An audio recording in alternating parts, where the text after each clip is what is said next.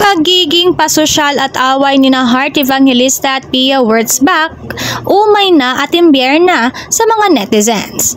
Ang patuloy na buzz na pumapalibot kina Heart Evangelista at Pia Wurtzbach ay nagdulot ng pagod sa maraming netizens at readers.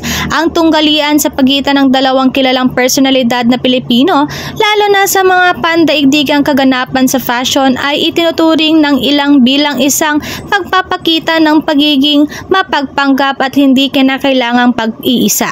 Sa halip na humanga sa kanilang mga nagawa, ang dalawa ay umani ng batikos para sa kanilang maliwanag na kompetisyon kung sino ang maaaring magningning ng mas maliwanag sa pandaigdigang yugto ng fashion. Ayon sa ilang netizens, ang kanilang mga aksyon ay nakikita bilang isang labanan para sa supremacy na nag-iiwan ng negatibong impresyon sa halip na magsilbing inspirasyon sa kanilang mga tagasunod.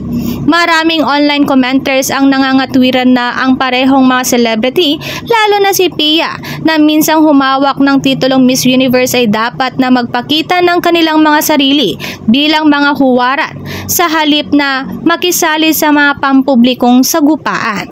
Ang mga batang tagahanga ay tumitingin sa kanila at ang kanilang pag-uugali sa spotlight ay maaaring magkaroon ng pangmatagalang impluwensya. Ano ang maaaring maging isang pagkakataon upang ipakita ang biyaya, kababaang loob at pumumuno para sa ilan, ay naging isang pagpapakita ng kayamanan at pagiging eksklusibo. Sa gitna ng mga isyong ito, sa wakas ay natugunan na ni Heart Evangelista ang kontrobersiya at binasag ang kanyang katahimikan tungkol sa issue na nagtakda ng record. Sa isang press conference para sa kanyang paparating na reality show Heart World, ipinahayag ng global fashion icon na hindi siya nagkaroon ng problema kay Pia Wurtzbach.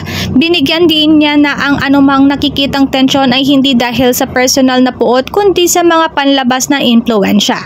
In fact, I was one of those who cheered for her in the past, and I'd like to think that it was the same for her, sa ad ni Heart. Naalala kung paano natouch siya nung minsan nagpost siya ng hashtag si Pia, hashtag Heart made me do it, sa social media na nagpapakita ng pagpapahalaga sa impluwensya ni Heart.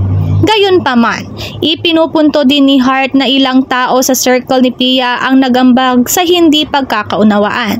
Ang mga tao na pinili niyang palibutan ng kanyang sarili para sa particular na dahilan na ginagawang problema ang buong bagay, dagdag ni Heart, nang hindi pinangalanan ang mga pangalan. Ipinahayag din ni Heart Evangelista na wala siyang kasamaang hangarin kay Pia at tanging hiling niya ay ang ikabubuti niya. Congratulations, you have what you needed. I wish you nothing but the best and good luck, saad nito.